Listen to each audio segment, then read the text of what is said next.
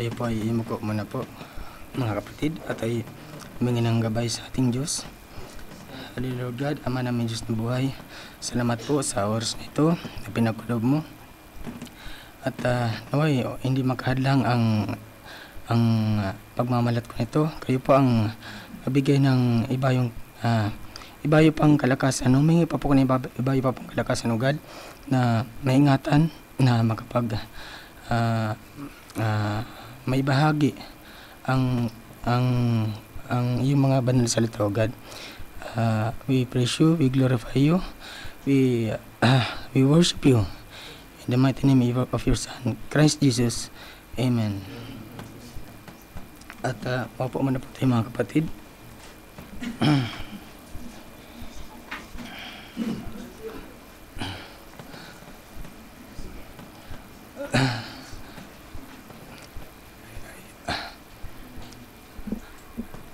Sana marinig niyo pa ako sa likod, no? Sa isang buwan, loob ng halos isang buwan ako doon, hindi ko nakaranas ng ganito eh. Ito lang.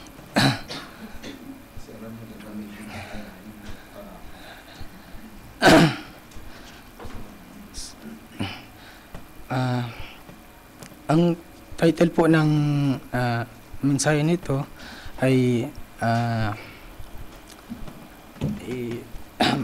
buksan muna po natin yung Biblia sa Psalms 23.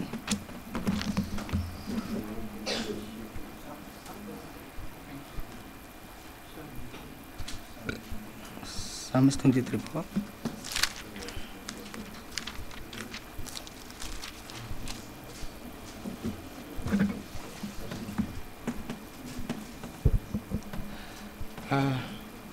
The Lord is my shepherd, I shall not want. He make me to lie down in the green pastures. He lead me beside the still waters. He restored my soul. He lead me in the paths of righteousness for his name's sake. Yea, though I walk through the valley of the shadow of death, I will fear no evil, for thou art with me. Thy rod and thy staff, they comfort me. Thou prepare a table before me in the presence of mine enemies. Thou anointest my head with oil, my cup runneth over. Surely goodness and mercy shall follow me all the days of my life, and I will dwell in the house of the Lord forever. Purihin ng Diyos. At ang title po ng mensahe ay The Valley of the Shadow of Death. Ano po ba yung ibig sabihin nun? Yung The Valley of the Shadow of Death. Mamaya malaman po natin kung anong nasa loob nito, kung bakit ito nasabi ni David. Si David, anointed siya. He's a prophet of God, so alam niya kung ano yung kanyang sinasabi. Hindi siya nagkamali dito kasi maraming sa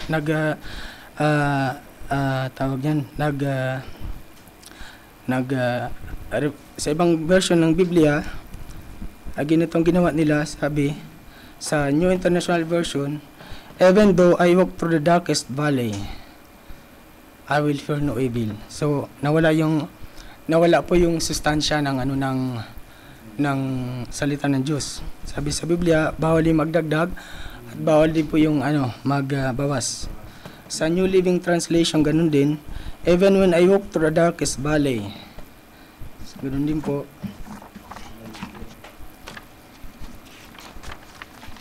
Tapos sa sa International Standard Version, sabi, even when I walk through the valley of deep darkness. So sa God's Word Translation, sabi, even though I walk through the dark valley of death. Ito, tama ito eh. Even though I walk through the dark valley of death. Kasi pag madilim, patayin natin yung kwarto. Patayin natin din doon, halimbawa gabi. Madilim, wala kang makikitang shadow. Madilim, wala kang makikita kahit ano. Walang anino. Paano magkakaroon ng anino kung walang certain % of light para magkaroon ng ganun? madilim. So ito, the dark valley of death, ay kamatayan talaga yun. Kung ikaw ay nasa madilim, ibig sabihin kamatayan. Walang konting liwanag na nasa sayo. So ito tumama yung God's Word translation. Even though I walk through the dark valley of death. Pero iba talaga yung mga mga interpretation nila. Ay may nabasa akong sa interpretation ni Matthew Henry, sabi yung interpretation ng isang theologist, si Matthew Henry. Sabi niya tungkol dito, the valley of the shadow of death may denote the most severe and terrible affliction or dark dispensation of providence that the psalmist ever could come under, between the part of the flock on earth and that which is gone to heaven. Death lies like a dark valley that must be passed and going from one to other. But even in this there are words which lessen the terror. It is but the shadow of death. The shadow of a serpent will not sting, nor the shadow of a sword kill. It is a valley, deep indeed and dark. See? Iba yung interpretation nila sa salita ng Diyos. Bakit? Wala yung tagapagturo. Wala yung Holy Ghost. Si Peter, tama yung quotation dun sa Joel 2 na ang Espiritu ng Panginoong Diyos, ibubuhos ko ang aking Espiritu sa lahat ng laman. Tama yung Joel 2. Tama yung quotation niya. Kasi alam niya, yun yung umpisa ng kaganapan ng propesya ni Joel na ibubuhos ng Diyos yung Holy Ghost na tinatawag ng iba, ng marami na Holy Ghost. So, tama yun, quotation niya. Kasi, bakit? May Holy Ghost siya. So, ngayon, isa pang makikita natin, basta bibigyan ko muna kayo ng ideya yun sa sana may relate dito sa message. Yung sa Matthew 18:10.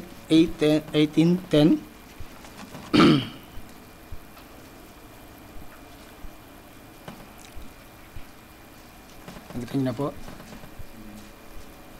Take heed that ye despise not one of these little ones, for I say unto you that in heaven their angels do always behold the face of my Father which is in heaven. Alam natin na nung una kong unawa dito, nung hindi pahayag sa akin yung Chopa ni Buddy, ang unawa ko dito, yung Chopa ni Buddy talaga yung nakikita ng angels na yung face ng Ama. Pero alam natin na hindi ganun. Hindi literal na mukha ng Ama, ibig sabihin yung presensya ng Diyos andun sa abode ng Diyos Abode yun ng Diyos.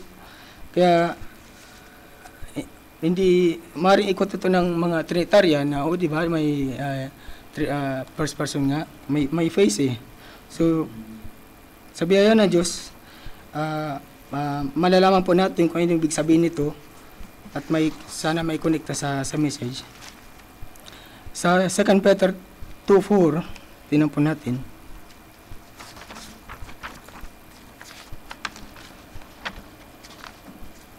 For if God spared not the angels that sinned, but cast them down to hell, and delivered them into chains of darkness, to be reserved unto the judgment. So, sa Matthew, may nabanggit na angels, at dito rin po, may nabanggit din po na angels. At mamaya po, makikita po natin kung ano ibig sabihin ng angels. Kasi sinasabi din sa Matthew. Mabanggitin mamaya na this body, sabi dun, this body will raise up again because it is already started. Parang nag-umpisa na yung resurrection na.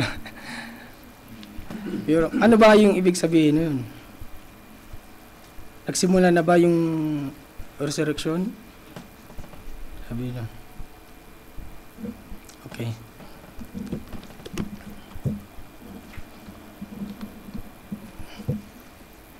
If you take the Chopani, when you're looking at that, that's a man. Now, that's we were in the beginning. You do not understand it now, but he was back there in the beginning that way. So, kung isipin natin, parang hindi natin na-bypass yung Chopani sa sabi dito eh. If you take the Chopani, when you're looking at that, that's a man. Now, that's we were in the beginning. You do not understand it now, but he was back there in the beginning that way. Pero mamaya po malalaman natin kung ano ba talaga yung ibig sabihin nito. Na kasi hindi pwedeng hindi natin na-bypass yung Chopani. We came from attribute into flesh. When God made man in His image, He made him a Chopani.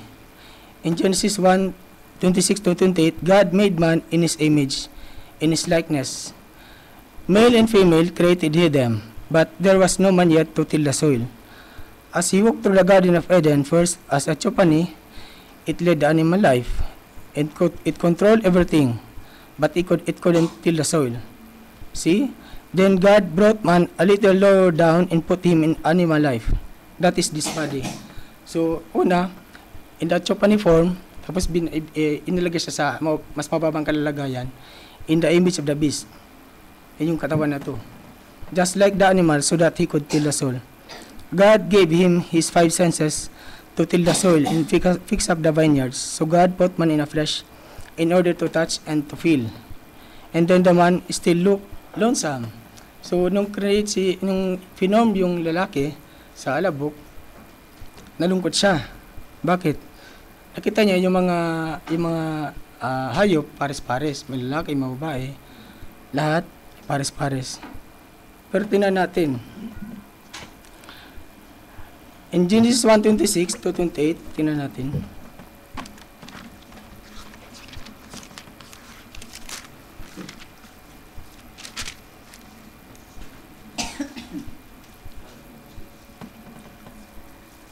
And God said, "Let us make man in our image, after our likeness, and let them have dominion over the fish of the sea, and over the fowl of the air, and over the cattle, and over all the earth, and over every creeping things that creepeth upon the earth." So God created man in His image. In the image of God created He him. Male and female created He them. And God blessed them, and God said unto them, okay, sabi dito, and God blessed them, and God said unto them, be fruitful and multiply, and replenish the earth. So dito sabi niya, and God blessed them. Tapos sabi sabi sa message ng Brother Branham, in Genesis 1:26, God made man, male and female, as one.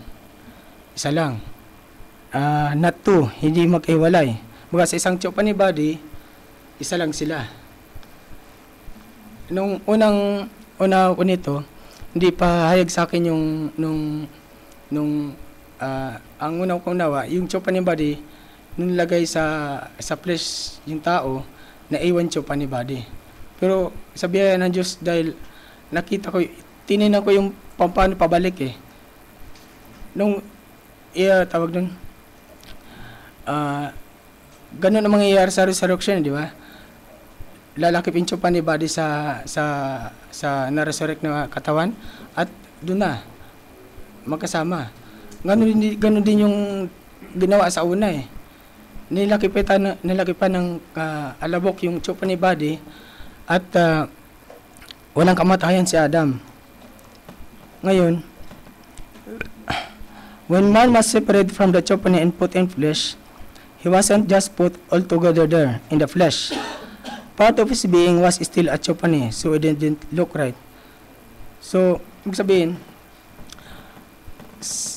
nilagay yung hiniwalay yung Chopani body sa umpisa, at nilagay yung Chopani body ni Adam sa alabok, at naiwan yung Chopani body nung babae. Makikita natin yan sa Genesis 2.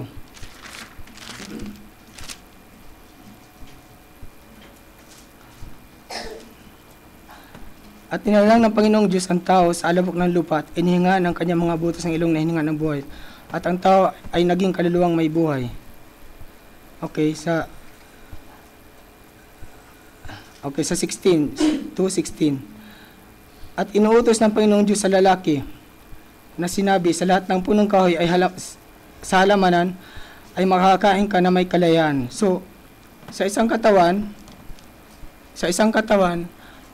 yung tsupa niya pa, si Adam lang andun.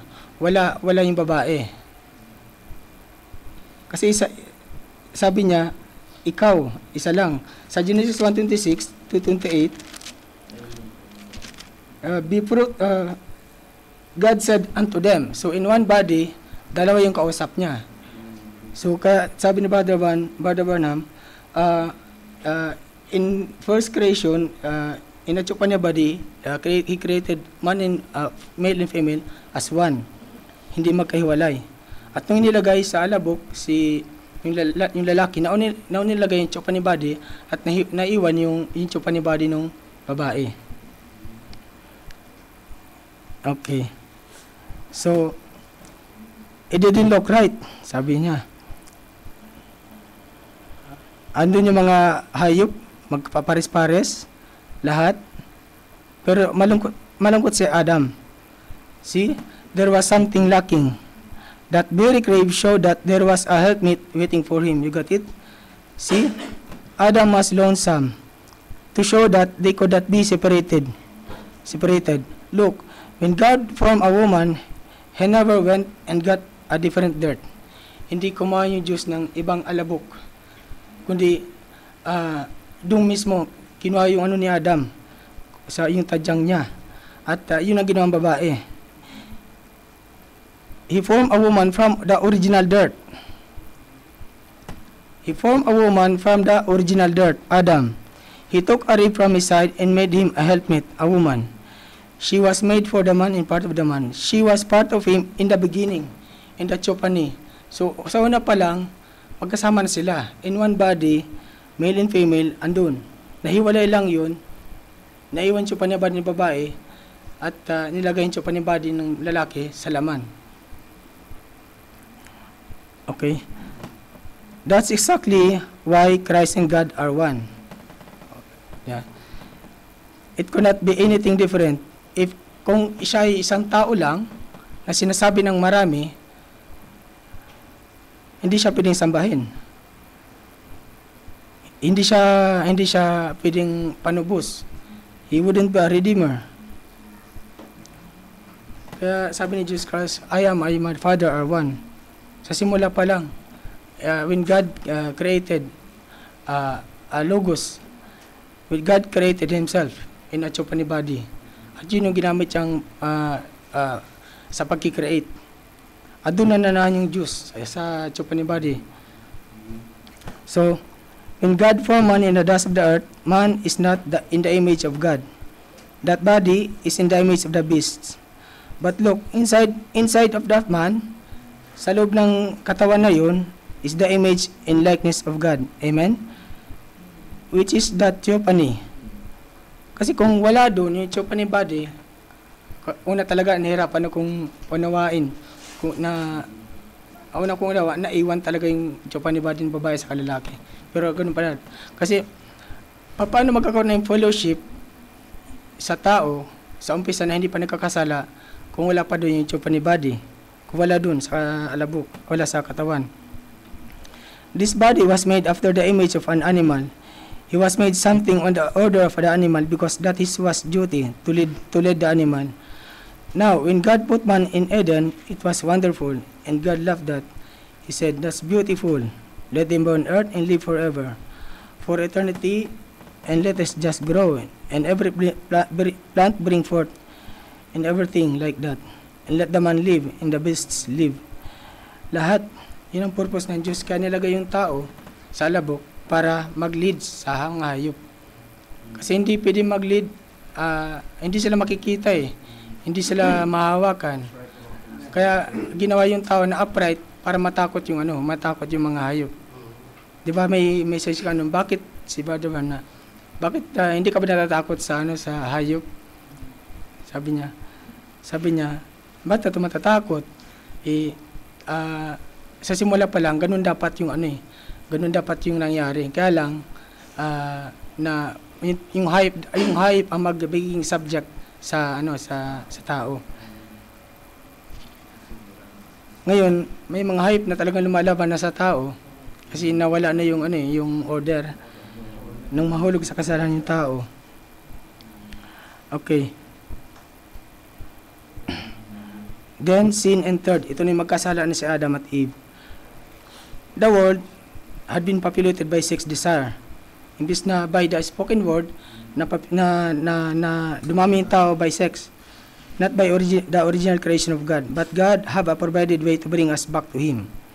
Gumagamit siya ng propeta, ginamit niya yung kanyang anak, at hanggang ngayon, pinadala niya yung kanyang Holy Ghost para tayo masiliuhan at magkaroon ng fellowship sa Kanya. A man or a woman without a Holy Spirit, he is lower than the animal. He is worse than the animal. Without Christ, your morals can drop down to below a dog. Sakit Pero tingnan natin, sa literal, lalo na sa panahon ngayon, yung aso, dinadamitan. Hindi naman kailangan lagyan ng damit yung aso yung pusa Tingnan mo yung nangyari. Imbis na yung tao yung lagyan ng damit, yung hayop na nilagyan ng damit. Nakita mo yung tao, lalo na sa Pilipinas, na wala na damit, baligtad.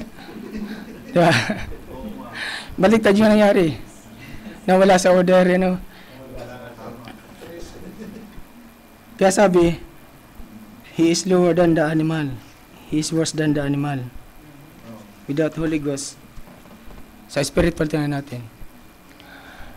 Yung tao, ang nabautismo siya in the name of the Father, Son, and Holy Ghost. Bakit? Kasi yung pinaniwala niya, yung tumatak sa isipan niya. Ngayon, pagka present mo na yung tamang bautismo, nilatag na magkadugtong dapat yun Sa Matthew 28:19, manood ka na isang teleserye. Pag nanood ka ngayon, paborito ko yung Dream Daddy, yung Channel 2. Pag nanood ako ngayon, tawag nun, alam ko yung kwento mula umpisa kasi yung subaybayan ko. Kinabukasan at sa mga sumunod na araw, pag hindi ako nanood, hindi ko alam yung katapusan, hindi ko alam yung sunod nangyari. Dito, sa Biblia,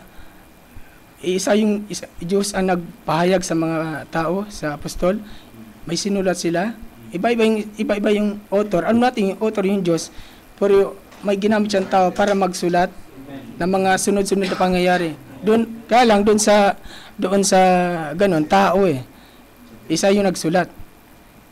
Nung bata ko, pag may dumating na comics sa tindahan, sa sari-sari store, inaabangan ko na yan Ano ba yung Pinoy Classics? Thunder. Pinoy Comics. Nagtatago pa ako dyan sa ng bigas, mga tindahan ng bigas. Kaya inaano ko na mama ko Pinapagalitan ako, lagi nila ako sa tindahan, magbabasa ng comics. Addict sa comics tawag sa akin. So yun, doon may nakalagay na abangan ko naman sunod na harap. Subaybayan, tutuloy. Kasi pag alam mo yung buong kwento, ma-addict ka Pero kailangan ma-addict tayo kay Kristo. Kasi doon yung buhay na walang hanggan Doon yung blessed assurance, Jesus is mine. Hallelujah. Doon, basa natin sa Matthew, Mark, Luke dyan, magkakasunod na pangyayari yun Ngayon, pag nilatag mo sa kanila yun, kung nakatatak talaga sa tao yung ganung turo kasi ganun talaga yung turo sa amin sa church namin, hindi na yun naalis Sabi dito, without the Holy Spirit, He is lower than the animal. Yung hayop, yung aso, pwede pang turuan yan Pwede mong pagkakapagan ka, anong gusto mong gawing style pag kumakain. Lahat, matuturuan mo. Pero yung tao, mahirap. Kung may ibang spirit. Oo. Yung pala yun. It was man that fell, not the animal life. But the animal life, being under the man, was subject to it, because man was his guide and his supreme leader. Okay. Now, man sinned not in his spirit, but in his body. Ibig sabihin, parang in his first creation, ito pa ni body form, hindi siya nagkasala. Nagkasala siya nung andun na siya sa laman. Then when he sinned, he separated himself from his maker. Man was made in the image of God, and God came down to save that was lost. Man was made in the image of God. Ito yung pattern. Man was made in the image of God, and man was made after that, and he is made after the image of the beast animal. He failed. Then God came down in the form of a man, in a man Christ Jesus, to redeem us. Kasi hindi pwedeng makaranas ng Diyos ng hirap sa yung pain sa kung siya nasa espiritu lang. How could he suffer physical pain in the spirit? He couldn't do it. So God, sabi niya, unfolded, nagpapahayag siya himself, and was made in the image of man to redeem that was lost. And God suffered in the flesh, sa 1 Timothy 3:16. And without controversy, great is the mystery of godliness. God manifested in the flesh, justified in the spirit. Sin of the angels. See, nakita naman yung angels. Sin of the angels. Kaya di ba niya si Satanas and Jesus Christ, nagsamba si mga angel. Bakit? Alam nila, ando na. Pero yung mga Hudyo, hindi na makita na yung Diyos nangusap na sa kanila sa pamamagitan ng Jesus Christ. Sabi niya, bagamat ikaw tao, papanggap ka na isang Diyos. So, ando na. Tama yung ng mga Hudyo na walang God the Son, God the Father, God the Holy Ghost. Tama yun eh. Kaya lang, pero alam nila na darating Mesaya. Alam nila. Kaya lang, hindi nila natanggap eh. Ang purpose ng para ang biyaya naman ay mapunta po sa atin at tayo makalakip sa kanyang salita. God himself came down and lived in a human body and suffered temptation. Ito na. The world had been populated not by the original creation of God, like in the beginning, but by sex desire. In the beginning, there is only one man and one woman, one male, one female. But when she crossed that line and brought this in, the world had been populated by sex, not by spoken word, not by creation. Pero darating araw na God shall call His children back from the dust of the earth. Alam natin, sa resurrection na yun, back like they was in the original. Hindi sa pamagitan ng babae, hindi sa pamagitan ng lalaki, but through the molding of the clay and the cosmic lights and the petroleum. Yun po yung resurrection, saka yung rapture. He made the first man in His image, and we're returning back to that image, to our first created image. And remember, your eyes, your statue, whatever you was, you were in His thinking at the beginning. If you are not in His thinking, there is no way at all for you ever to be there. Parang unfair, Parang, ibig sabihin, parang kung titignan mo isang side, parang hindi inisip ng Diyos yung iba. At tayo lang yung inisip ng Diyos. Pero hindi ganun. Alam ng Diyos ang simula hanggang dulo.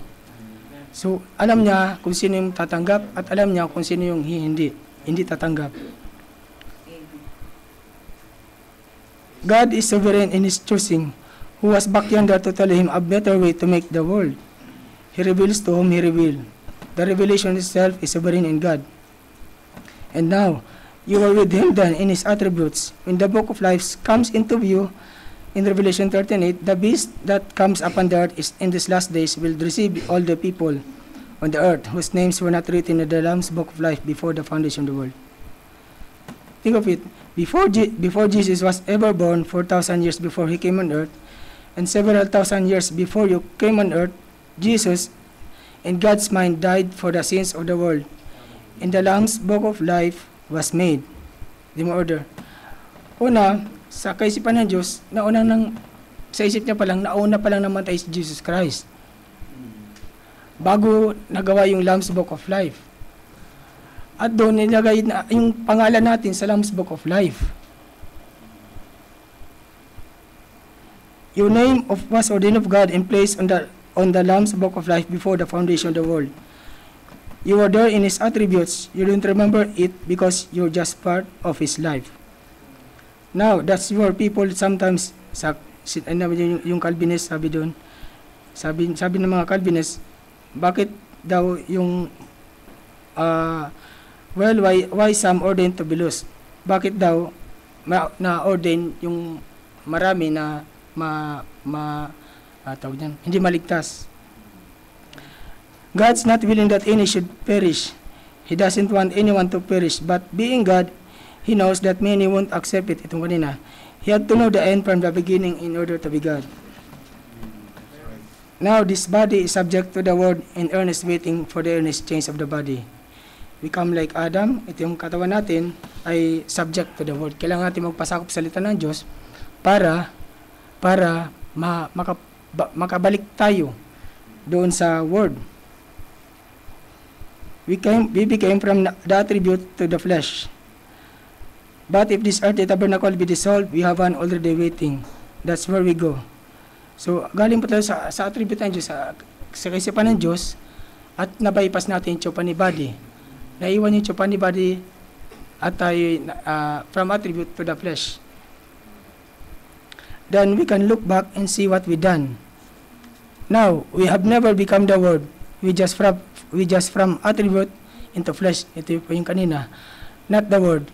Look, it makes clear you will never be the Word unless you were taught at the beginning. Amen? That proves the predestination by foreknowledge of God. So, predestination by foreknowledge of God. Hindi predestination na ikaw, andyan ka, ikaw, hindi kaligtas. Alam ng Diyos, kung sa mga oras na ito, andito tayo at pagsasalo-saloan natin yung biyaya ng Diyos at tayo ay na magkakaroon ng earnest. Yung parang, ito na yung down payment natin eh. Ang kabuuan ay yung rapture, yung resurrection. Paunang bahay yung earnest, yung down payment. But when this body receives the Spirit of God, the immortal life inside of you, it throws this body in subjection to God. He that's born of God doth not commit sin. He cannot sin. Romans 8:1. There is therefore now no condemnation to them that are in Christ Jesus. They walk not after the flesh, but after the Spirit. You don't have to say, oh, if I could quit drinking. So hindi ganun. Kung magagawa ko lamang kung tatanggal lang sa akin yung pag-iinom, yung paninigarilyo, yung lahat ng mga bisyo, yung babae, hindi. Kailangan pumasok ka kay Kristo para tanggal lahat yun. Kasi hindi natin makakaya kung sa ating sarili lang eh. Kaya, kanina nga yung message na God has provided a way. Yung Diyos na nabigyan ng daan para tayo bumalik. Ang kailangan lang natin ay sumunod dun sa daan na binigyan ng Diyos. Hindi na natin gumawa ng ibang daan.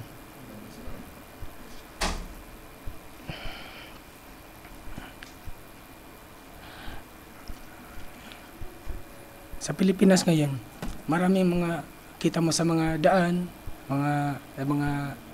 may mga Miss Universe pa yan. Parang talagang nagaganap lang yung talagang propesiya na mangyayari yung ganung mga bagay. Ng babae ay pag walang Holy Ghost yung babae, talagang gagawin niya kung anong gusto niya.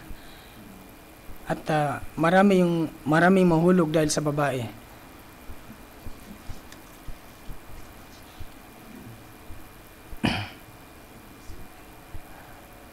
When you are born again, it throws your whole being subject to that Spirit.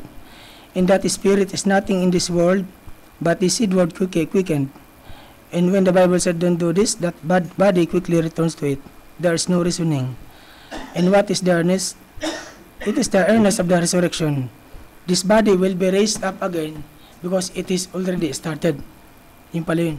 Magsimula na. Kung pag sinabi ng Diyos, huwag kang uminom, bawal yan.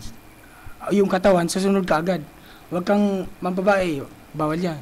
Mababa ng katawan, susunod ka agad. Repent and be baptized in the name of Jesus Christ.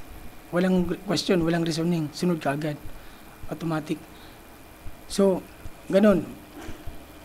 Ayun yung earnest natin na pag sumigaw ni Jesus Christ, yung katulad kay Lazarus come out, umakyat si Lazarus. Kahit patay na siya, tayo, kapag katawan natin ay natulog, o kaya wag na mangyari, pag tayo namatay, natulog, pag dumating yung resurrection, sumagos si Jesus Christ, come out from the grave. Automatic yun eh. Kasi na-quicken, naumpisa na, nung tayo nabubuhay pa. Inalis natin yung mga maling turo, mga bisyo. Yun yung down payment, yung earnest. Kung pag ganun nung nagawa natin, automatic pag yung resurrection, sasama tayo dun. Kaya magalag tayo dahil tama yung pinanampalataya natin, tama yung guarded natin, tama yung bautismo natin. Repent. Then sunod ka agad. Baptize in the name of Jesus Christ. Sunod ka agad. Walang God the Father, God the Son, God the Holy Ghost. Sunod ka agad. Yun yung earnest natin na tayo makakasama sa rapture.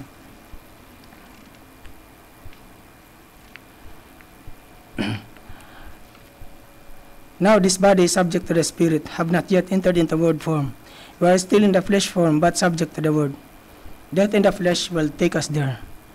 When a man is born again from heaven, he becomes a spirit baby in Christ. And then when this robe of flesh is dropped, there is a chupani body, a body not made with hands. Amen. Neither born of a woman that we go to. Then at the resurrection, the chupani body returns back and picks up the resurrected body. We have bypassed the chupani body to come straight from God, from attribute into flesh, to be tempted and tested by sin like Adam did. But when testing of this world is over, then we are taken up to that body that was prepared for us before the foundation of the world. That is a body that we skip, na-bypass natin. Kasi nagkasala yung mga magulang natin eh. Hindi pwede na magganap yung ganun perfect, yung ganun na, tawag din, na chupani body to the flesh pa rin tayo kasi bagsak yung katawan eh.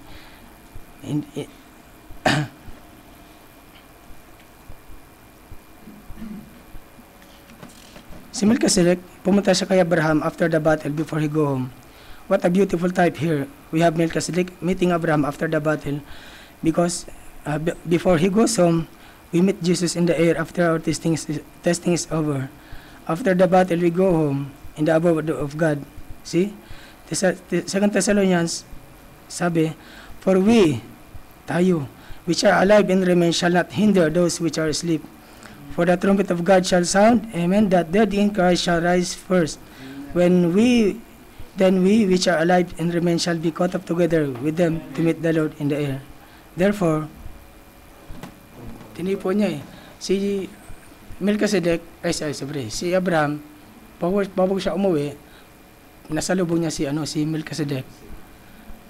After the battle, tayo after the battle, salubong natin si Jesus Christ, sa alapaap.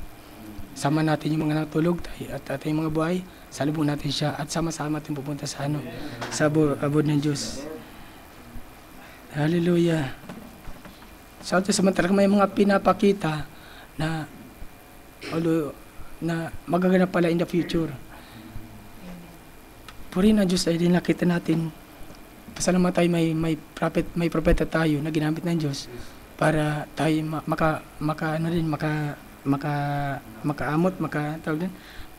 maabot din natin yung ganong unawa.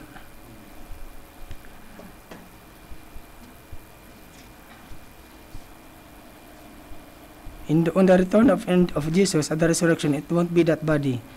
That body then, that supernatural being, chupani body, that God created in the beginning, It will return to the earth to get another body not born by a woman, but created by God. To never get old or have a wrinkle. Sino yung may wrinkle? Ako meron ng kunti. sabi sa ano, na ang tao, pag nag-reach na yung peak niya, 25 ba yun? 22, 23. Wala na siyang magawa, kundi talagang hindi na siya katulad ng dati. Hindi na siya palakas ng palakas, pahina ng pahina yung katawan. Pero kailangan, bagamat pahina ng pahina yung katawan natin, yung espiritu natin ay palakas ng palakas. Ganun dapat. Pag dumating yung point na yun, may mga magagawa tayo na dati na ng kabataan natin. Ako, naalala ko ng bata, yung fourth year high school, first year college, second year. Nakakakit pa ka sa puno niyan eh. Kahit walang tawag din, kahit walang yung baitang, yung ginanyan, tapos ganyan, apakan, akit ko yan. Minsan may dala pa akong buko, 2, pababa. Oh, totoo. Gagawa ko yan. Pero ngayon, nung umuwi kami ng Iloilo, yung probinsya sa Samina,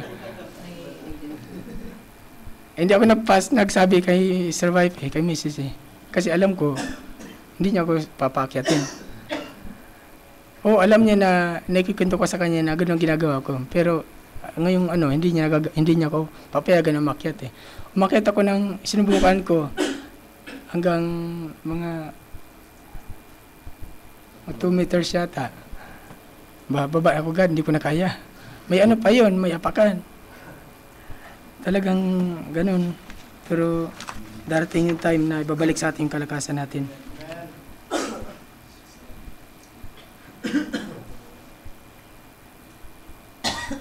If you are alive, that your body will pick this body. This will change from the mortal to immortality. And in glorified condition, we will caught up together with them to meet the Lord in the air. That is the whole plan laying there.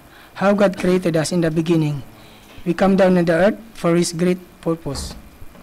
If we sleep, pag natulog tayo, we'll go to our chupani body conscious of knowing we've been here and then wait under the altar in a paradise blessed forever in rest. And then when returning back, we will take up our bodies at its very peak of best. Ito pala yung kanina. Before death ever struck it, death strikes you about 22 or 23 years old. You start feeling. You are not the man you used to be and the woman you used to be after you get about 25. Something setting in. Wrinkles begin to come under your eyes.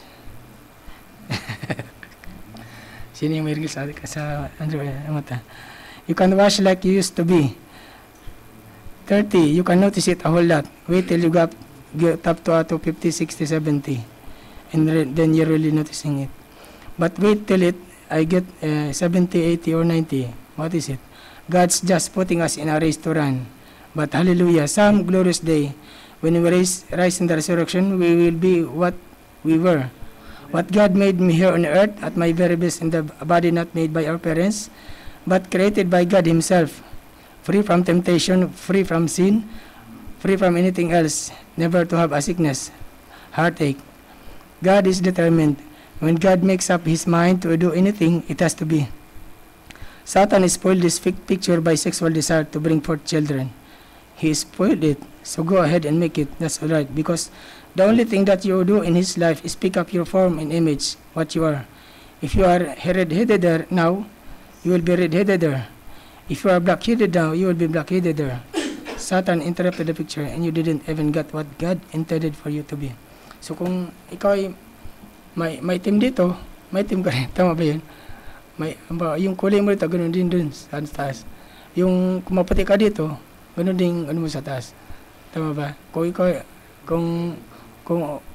blondie ka ngayon, yung natural, blondie ka din sa taas. Ganoon ba yun? Tama ba? So, pero kung sakaling hindi na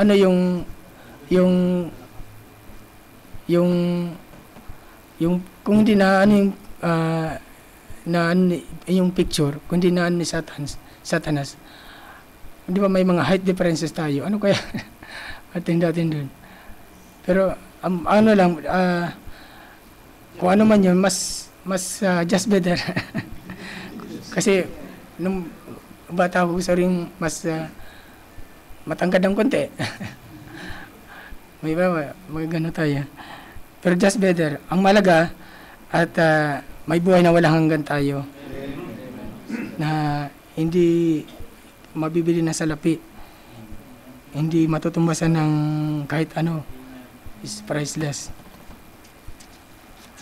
Tingnan natin yung ano sa 2 Peter 2:4. Balikan natin. Balikan natin yun. For if God spared not the angels that sinned, but cast them down to the hell, and delivered them into chains of darkness, to be reserved unto the judgment. So, makikita natin yung angels dito, kung ano ibig sabihin.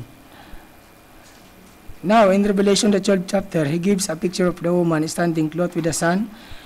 Sa Revelation 12, under her feet. And the red dragon stood ready for the child as soon as it was born. And he took his tail and pulled a third part of the stars of heaven, and cast them to the earth. Now, that doesn't mean that Satan has a long tail that he could hook to the literal stars in heaven. Those stars were Abraham's seed. God told Abraham, look up to the heavens and number the stars if you can. He said, I can't do it. He said, neither will you be able to number your seed. That's the stars. Sabi ni Brother Branham, ito, the stars of the heaven represented the spirits of men here. And with the red dragon, which is the Rome, drew the third part of the stars and cast them down to the earth. That was exactly during the persecution until the crucifixion of our Lord Jesus Christ. When they rejected him, and cast him out, there was that third part of the angelic stars, the angelic beings. So, yung tao pala yun. Marami mga Hudyo, multitude na possess na mga diablo. Marami po kasing na damay sa taas ng mga angel din. At yun, pumasok sa tao, walang iba ko yung mga Hudyo para maipersekut si Jesus Christ. Kung si Satanas lang, mag-isa lang siya, kung isang tao lang yung possess niya, hindi niya kaya. Kailangan gamitin yung kanyang mga angels para i-possess yung tao para maganap yung pagpapako kay Jesus Christ. See, in your body, inside of you is a spirit, another man. Okay? Sabi nga sa isang we cannot be in one time, we cannot be in a two body. What we can be in one time, we can be in one body but two nature. Ibig sabihin, two nature. Pag hindi ka na born again, pag ikaw ay may na born again, meron pa. Ang isang nature, yung katawan na to. At yun ang yung spirit natin kailangan matalo. Magagawa mo lang yung kapag ikaw ay may Holy Ghost. Magagawa mong talunin yung anong pita ng laman kapag ikaw ay may Holy Ghost. Yung Espiritu may magtatagumpay. Hindi dahil sa iyo, kundi dahil sa Diyos na nagagabay sa iyo. So, yung ibig sabihin na you can be two nature in one body, in one time. Kaya kailangan palitan yung katawan na to kasi bagsak ang kalaglagayan. So, the inside of you is the supernatural, the outside of you is the physical. If you are a spirit led by God, you became a messenger of God or an angel. So, angel pala tayo. Earthly angel, earthly messenger. God's messenger or God's angel is the same word. Paano yung tao na possess ng devil? Angel din. Kaya ito yung sinasabi na sa 2 Peter 2:4. Malalaman natin kung ano ba talaga yan. Tingnan mo natin sa Isaiah 14:12-14.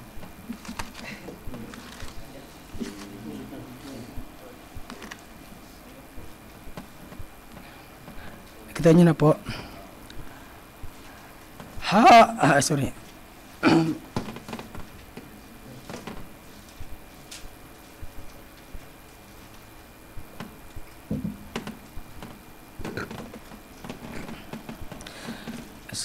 Praise God. How art thou fallen from heaven, O Lucifer, son of the morning? How art thou cut down to the ground, which didst weaken the nations? For thou didst say in thine heart, I will ascend into heaven, I will exalt my throne above the stars of God. I will set also upon the mount of the congregation. See?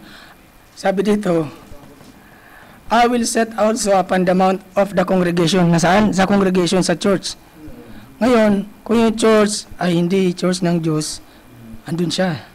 Anawar yung tao na akala niya Diyos yung sinasamba niya, yung pala, hindi na.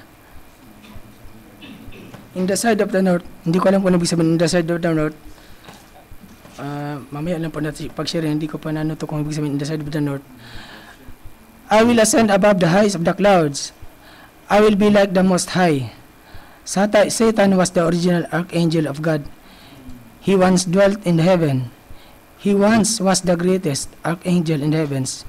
He was God's right hand, and he got puffed up in his heart. Napop up siya.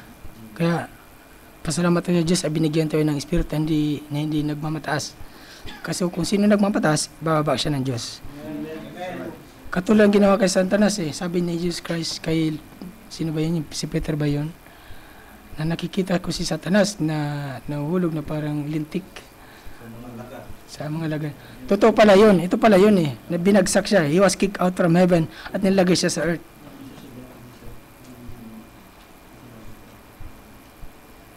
Okay. Sa Ezekiel 28:12-13, inauna ko muna ito para makita natin ano bang parang may suporta natin doon. Son of man, take up a lamentation unto the king of Tyros, and say unto him, Thus saith the Lord God. Now, watch, he is speaking to the spirit and the king.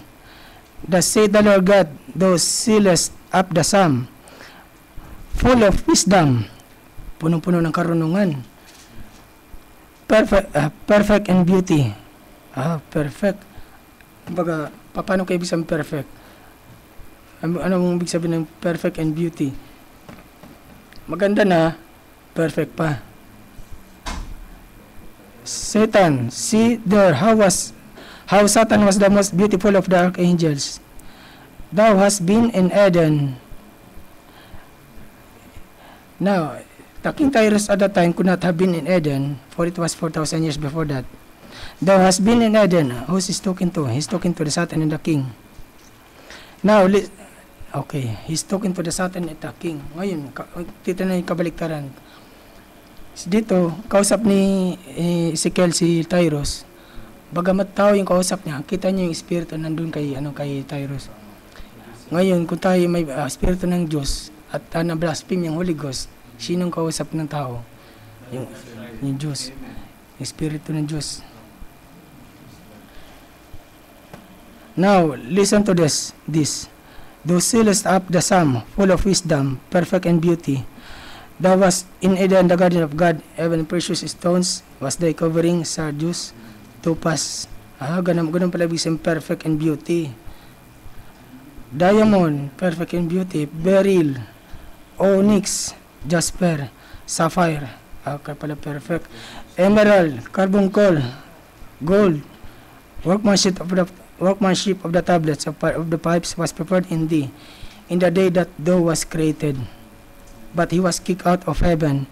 He come right down here on the earth and trying his best to fulfill what he purposed. He goes to the kings and to the rulers. Sa mga gobyerno natin, gano'n nangyari. And when he get them, then he comes right down to the church and gets the preacher. So, pumasok sa church, possess niya yung preacher, at congregation, gano'n din. Same devil, ginagawa yung gano'ng gawain. Okay, establish natin yung gano'ng na yung angels pala, pinoposes yung tao. At kung ikaw ay angel, kung ikaw ay messenger of God, ikaw ay angel, God's messenger. Ngayon, pag ang tao na may poses ng demonyo, angel din siya. Kaya lang, fallen angel.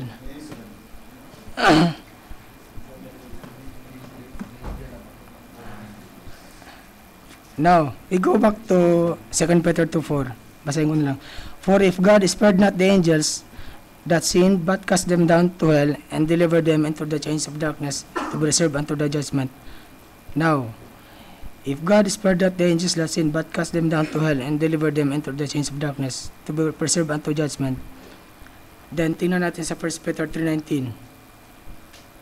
Anong sinasabi dito?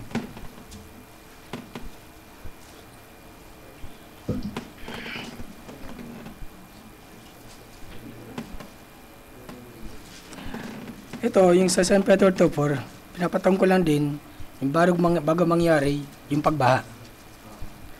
Yung kay Noah. Dito rin sa 1 Peter 3:19, sabi, for by which also he went, si Jesus Christ, and preached to the spirits in prison, which sometime were disobedient, when once the long suffering of God waited in the days of Noah. See? Same angels. It was the messengers of that day, while the ark was being prepared, wherein few, that is 8 souls, were saved by water. Okay. The angels that sinned in 2 Peter 2:4 were not angelic beings that being formed in the form of an angel, na as a form of an angel, kagaya nila Gabriel, Michael, saka yung mga nadaya ni Satanas, hindi ganoon. But tao sila, preachers, the intellectuals, the messengers, lahat ng tao na hindi sumunod kay Noah nung siya ay mangaral ng 120 years. Bakit? Kasi poses sila ng diablo, ng mga fallen angels, na poses sila. Back there, when the war went in heaven between Archangel Michael and Lucifer, when Lucifer was cast out with all of the angels that he had deceived, and those angels come to the earth and was subject then to possess the people. And those spirits that come from the throne of God, and stands before the throne of God, at live billions and billions and eons of time. Hindi natin alam kung ilang years yon. Sa tingin nyo, wala silang ideya sa Diyos? Hindi sila nagsumasamba sa Diyos?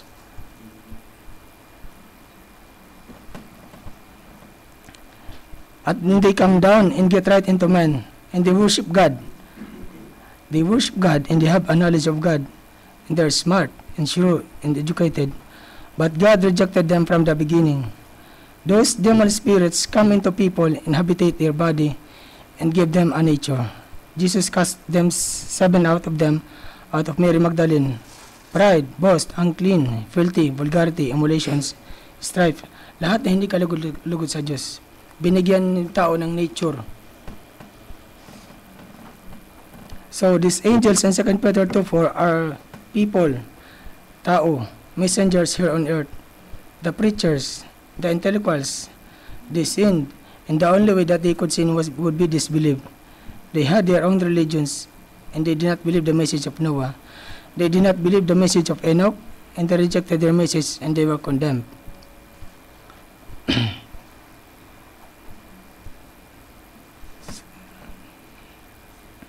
Mayroong paraan yung Diyos noon para maligtas yung tao, pero mayroon din silang paraan.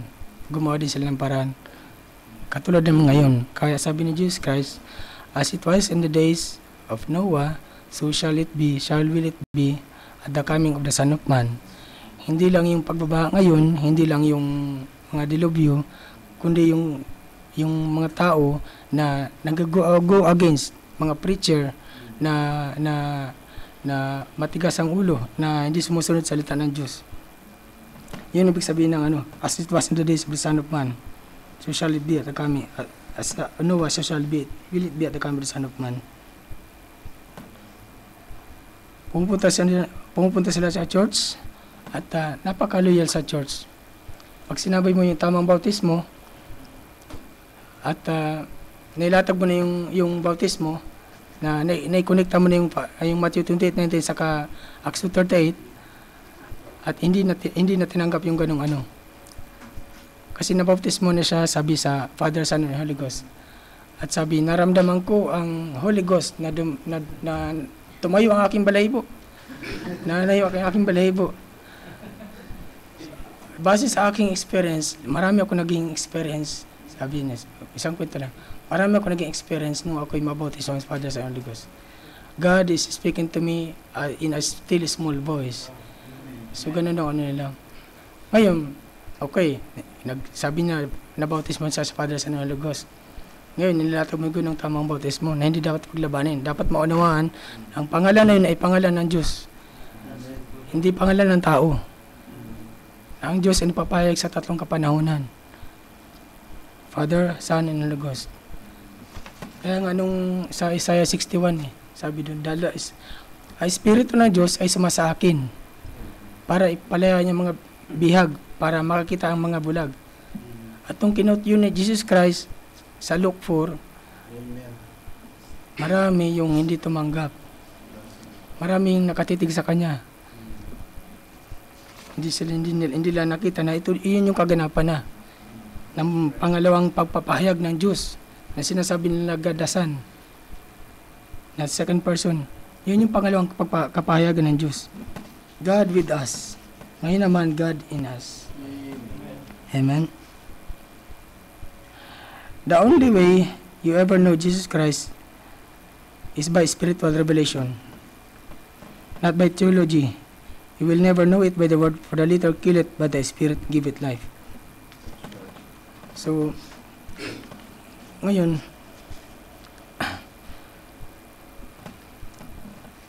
may isang akong quote na nabasa ko lang sa isang ng prophet. Sabi niya, it is not what you know, it is who you know. Sabihin, hindi importante yung marami kang alam sa salita na marami kang pinag-aralan sa mga theology. Na aral ako, nagkaroon akong certificate. Kailangan alam mo kung sino si Jesus Christ. Kasi pag makilala mo siya, ay buhay na walang hanggan. Pag nireject mo siya, ay kamatayan naman. Ngayon, nabanggit ka ng mga Chupani body, gano'n. Tingnan natin yung Matthew 18:10.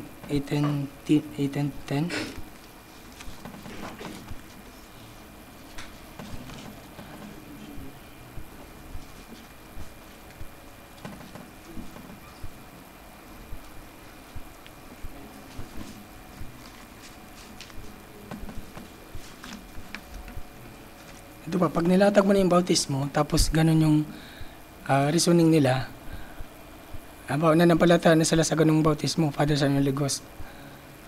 Pag nilatag mo na yung ganung na dapat sa pangalan ni Jesus Christ, sabihin nila na tawag nun na bakit yung nakapako sa krus? Hindi naman naligtas naman yun. Bakit hindi naman kailangan magpabautismo, diba? Ganun.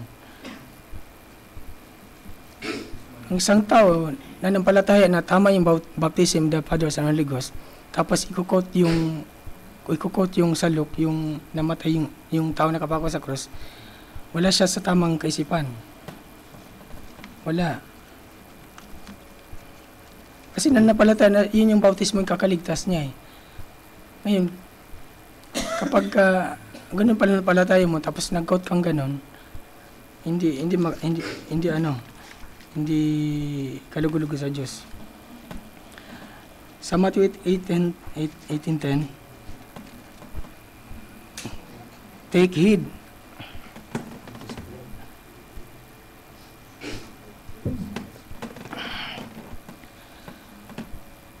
Take heed that ye despise not one of these little ones. For I say unto you, that in heaven their angels do always behold the face of my Father which is in heaven. Kanina, nalaman natin yung angels, earthly angels, tao. Ito naman, angels din ito. Ano ibig sabihin nito? Una pong unawa ko dito, isa talagang angels yun, na andun sa presensya ng Diyos at tawag din, nakikita niya yung Chupani body. Kasi nung una, hindi pahayag sa akin yung Chupani body ng Diyos. Yun ang unawa ko na yung angels, na in the form of an angel, tulad ng mga cherubims, ang andun, ito yung sinasabi ng angels. Ganon din po ba yung unawa nyo? Dati? Sa akin kasi ganun eh. Ganun yung angels dati. In a form of an angel. Ngayon, hindi pala. Ito. If you notice, Jesus Christ, sa Mateo, was speaking about a little children. They were little children, 3 or 4 years old. Okay. Ang mga bata dito, si Baby Sam, si tawag yan, si Monfort. Wala na sila, no? Si tawag yan, si Chloe, si Gabe, si anak na ba Julius? Si Saya, si Elijah. Ay siya. Si Balong. Yan yung mga katulad dito. Okay. Children comes from a world, a child. A child is a little fellow, not an infant, but just between that and a teenager. See? It's not responsible yet for itself. Now, sabi ni Jesus Christ, take heed that you don't despise. If you would really take the interpretation of that, kung i-direct yung interpretation, to mistreat, ibig sabihin, itrato mo ng hindi maganda. Ibig sabihin, wag mong tatruin ng hindi maganda yung bata sa ganung mga edad na wala pang age of accountability. Bakit? Hindi nila alam kung anong ginagawa. Now, in the womb of a mother, a baby is a little quivering, jerking muscles that cells. Just like you take a horse hair, sabi niya, just like you take a horse hair and put in the water. Hindi ko pa nagawa to. It will cup over and it will move. And you touch it and it will jump. Ibig sabihin, o bagamat gumagalaw yung buhok ng kabayo, walang buhay. Di ba? Walang buhay. Ganun din sa bata sa napupunan ng ina. Gumagalaw pero yung espiritu kasi wala pa dun. Okay, but as soon as it is born in this world and breathes its first breath, it becomes a living soul. Just as soon as the baby is dropped into the earth in flesh, there is a spirit waiting to receive it. And as soon as the natural body, this body, itong katawan na to, is dissolved, the spirit will go to the celestial body, waiting yonder. We call it a chopani. That's the condition that we're going to live in until the resurrection. Sabi ni Brother Branham, it's not revealed to sons of man yet. It's not revealed to sons of men yet. Parang doon po kaya ito doon sa mga Old Testament na hindi pahayag sa kanila yung chopani body. Mari po, no? I know, I saw it, sabi niya. But I don't know what kind of body it is. But I could feel them. Mahawakan niya ito, yun, kasi nung dinala doon sa paradise, just the same as I feel your hands or anything else. Sabi niya, of course, this is on the tape, and you may be playing it years after I'm gone. See? Pasalamat tayo din na nakita na yung tape nakarating din sa atin. Na nakita natin na sabi ni Brother Branham, it's not revealed to sons of man yet, pero sa atin nahayag, na revealed na meron pala tayong chopani body. In that body, whatever it was, I was holding those people and hugging them. Napansin ko na talaga yung paano umangat yung mensahe. Kasi po nung chopani body, hindi pa kay Brother Branham noong 1953 na pwedeng mahawakan.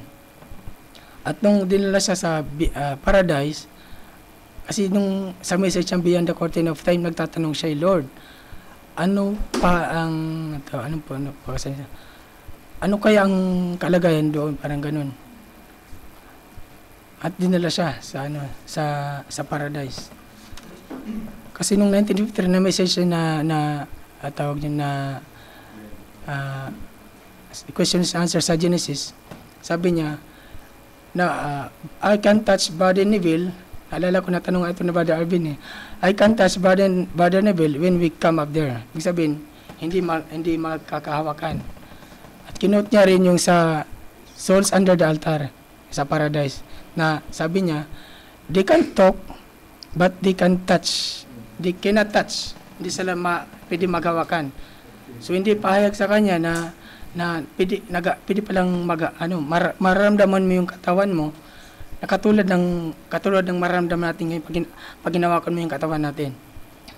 So, ganun, napansin na po natin yung pag-angat ng mensahe. Katulad din sa 7 weeks, di ba? So, message niya Daniel 2:7, sabi niya, sabi ng Brother Ferdy, eksaktong 483 years namatay si Jesus Christ. Okay. So, umangat yung mensahe. Kailangan lang sumunod tayo doon sa pag-angat ng mensahe. Hindi pababa, hindi horizontal, hindi pantay.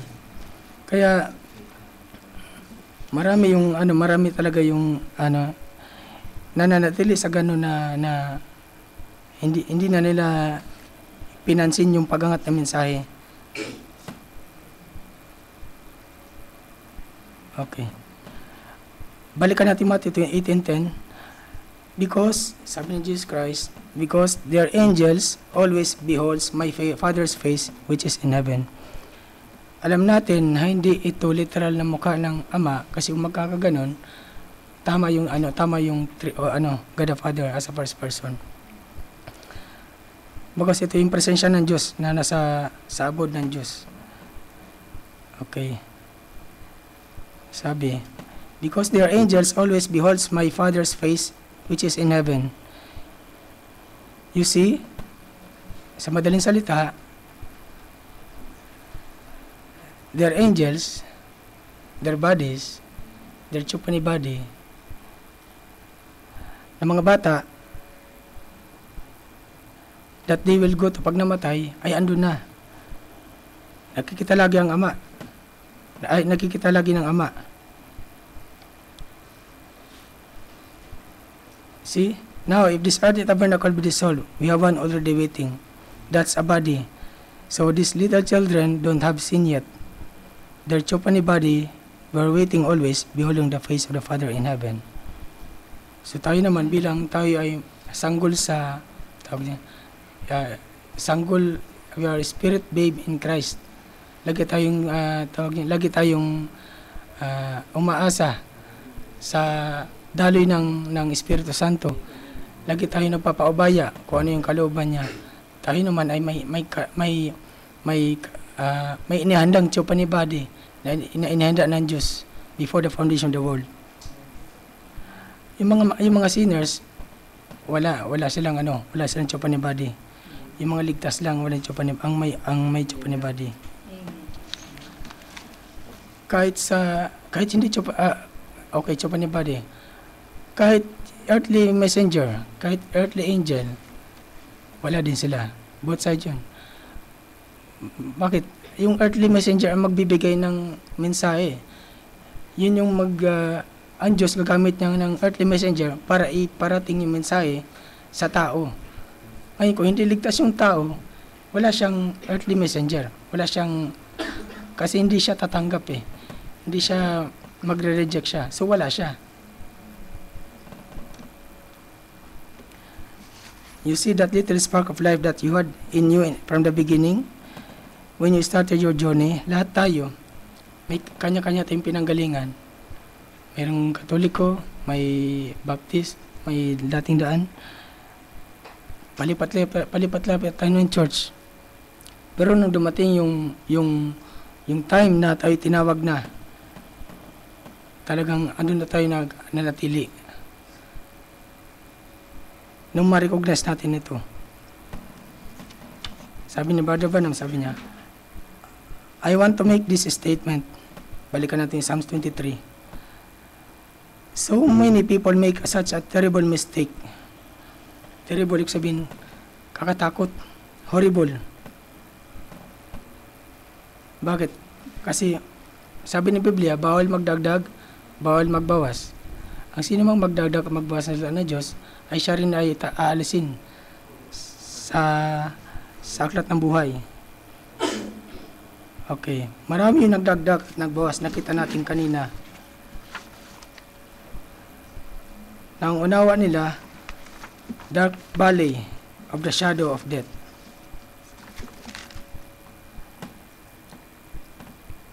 Makita natin dito na una, tayo ay nung panahon ni Adam at Eve, they are walking in the valley of eternal life. Nung magkasala, ang tao lumalakad na in the valley of death. Pero may paraan yung Diyos. Kaya nasabi ni David na, though I walk to the valley of the shadow of death, mayroon na. From the valley of death, kasi kamatayan eh. Kasi biglang naputol yung communication, yung connection ng Diyos sa tao nung nagpartake si Adam saka Eve. Doon naputol. Pero nung nag-provide ang Diyos ng paraan para may balik yung tao sa Kanya, na doon na nagsimula na, though I walk, sabi ni, pwede maaaring sabi ni Adam, though I walk to the valley of the shadow of death, I will for no evil have, hanggang kay David, hanggang sa atin.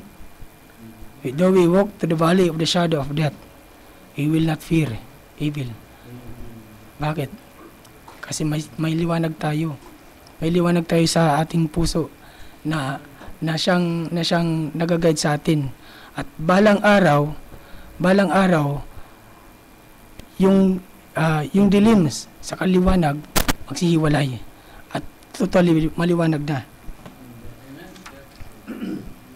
Kaya inspired si David eh. Yung iba, dahil hindi inspired, binago yung Biblia. Tama. Maraming dinagdag. Tinanggal yung shadow. Di ba, sabi dito? Tinanggal yung shadow of death at ang pinalit darkest valley. Nawala yung sustansya, salita ng Diyos. Sabi, many people make such a terrible mistake on this one scripture, and that is on the 23rd Psalm. They read it like this, "Yeah, though I walk through the dark valley of the shadow of death." Sabi ng maraming tao, sabi daw nila, "Though I walk through the valley,"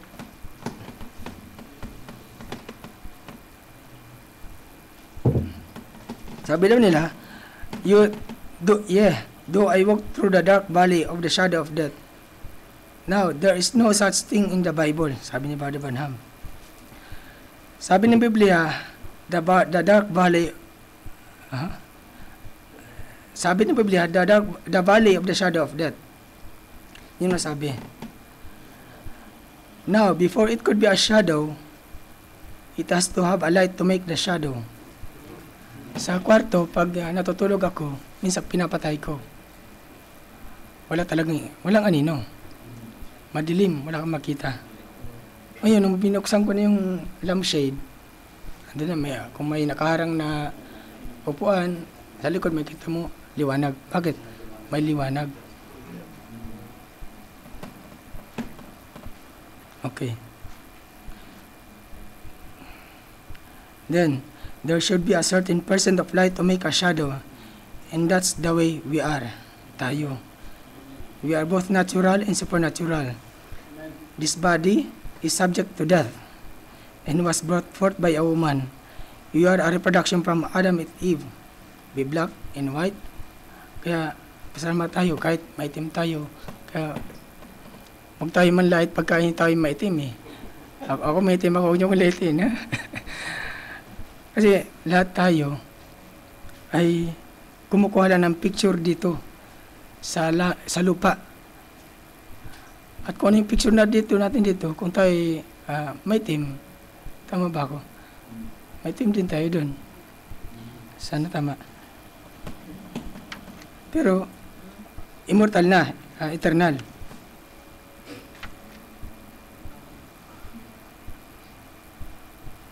Okay.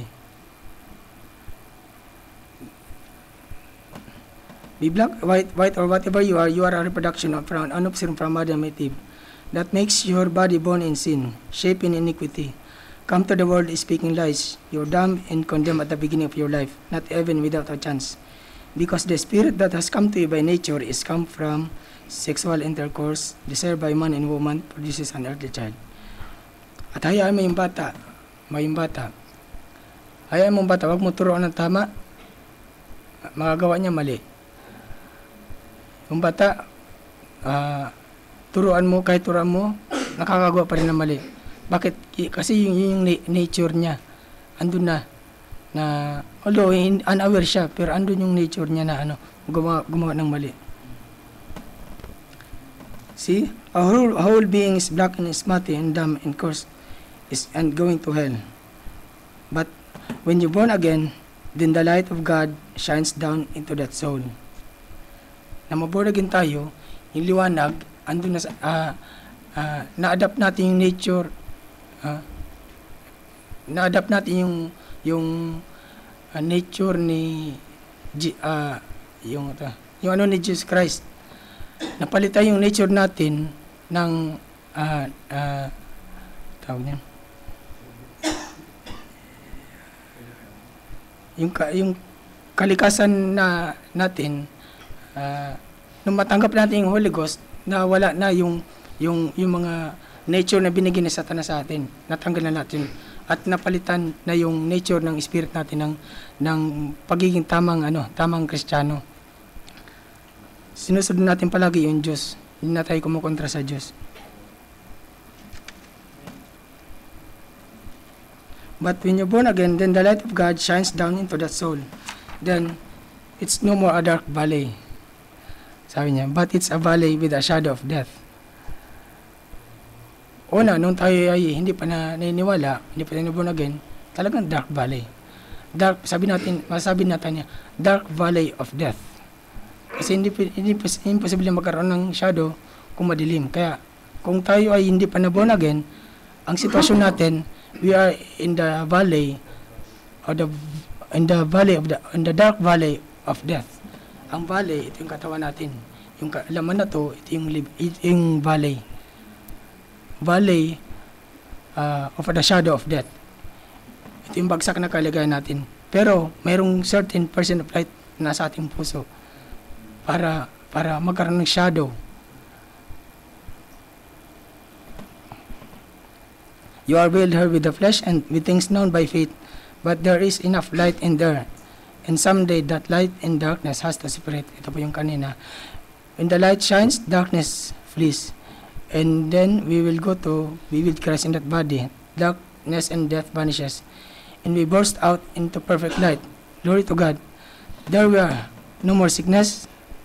No more dark mixed with death. No more sickness. No more sickness. Hallelujah. Wala nang pamalat ng boses. It's perfect. Wala nang mga kahirapan. Puro na kaligayahan. Wala nang mga problema. Puro na pagpupuri sa Diyos. Kaya we have the earnest, we have the down payment.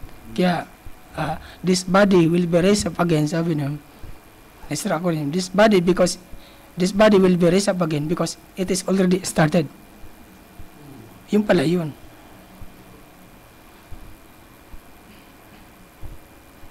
Sabi niyo, right now we have about sicknesses and joy and have health and strength. And you have ins and outs. Minsan may mga problema tayo, and ups and downs, and joy and sorrow. Well, it's just a shadow. But we got enough light, although we are still in the body, this flesh. But someday, the day is going to break. That is when the doctor says it's all finished. Matulog tayo, wag naman. This natural comes away from the supernatural, and the light springs back to light. And darkness goes back to darkness. Totally, hiwalay na talaga. That's when this corruption puts in corruption. That is when this mortal puts in immortality. And we become from a creature of time to a creature of eternity. We cannot go out there with a total darkness. Kailangan may light. Magkakaroon lang tayo ng light pag tayo na born again. At someday, we will walk Basahin natin. Kung saan tayo maglalakad balang araw.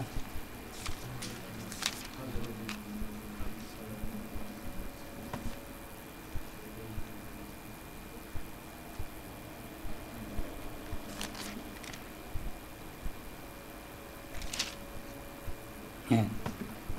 Revelation 10:1. Basahin ko na lang. And the city had no need of the sun, neither of the moon, to shine on it. For the glory of God did lighten it, and the Lamb is the light thereof. And the nations of them which are saved shall walk in the light. Hallelujah. And the kings of the earth do bring glory and honor into it. So, ito na, totally light, eternal light. Hindi lang yung liwanag ng araw, kundi liwanag na nanggaling sa Diyos at sa kanyang Lamb. Purihin ng Diyos at nakita po natin kung ano yung naging kalagayan natin. Magmula kay Adam, from valley of the eternal life. Wala silang kamatayan nun eh. Then when they sinned, it became the valley of death, the dark valley of death. Then when God provided a way, then it became the valley of the shadow of death. Kaya si David, anointed siya. Hindi siya nagsasalita, nag-ano lang ng spiritual siya. Hindi siya napapatungkol lang dun sa literal na valley. Kundi pinatutungkol ni David yung kalagayan niya. I was shapen in my mother's womb.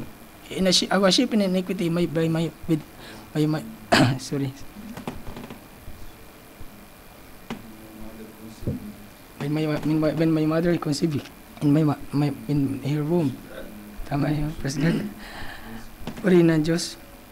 At tayo naman nakaabot tayo doon sa kalagayan na ganun.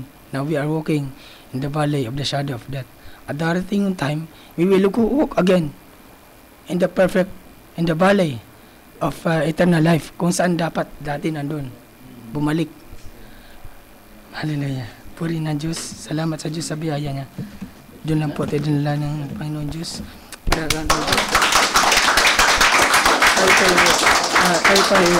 Salamat sa Diyos mga kapatid. Inaanyo ko po yung tumayo mga kapatid.